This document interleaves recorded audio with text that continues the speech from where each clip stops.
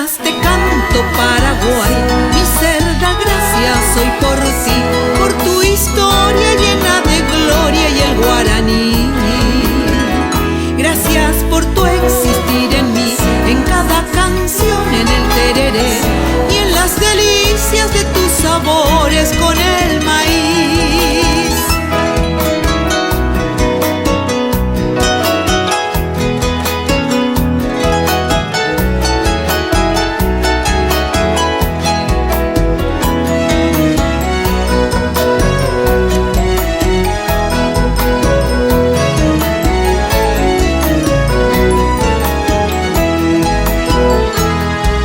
Nacimos en esta tierra para halagarla con nuestra vida, llenándola con talento que la levante si hay apatía. Poetas sabios valientes la enaltecieron con hidalguía, compartiendo su grandeza expresada en letras con aire de.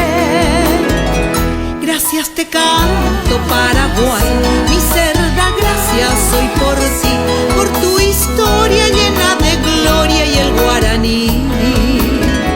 Gracias por tu existir en mí, en cada canción, en el tereré y en las delicias de tus sabores con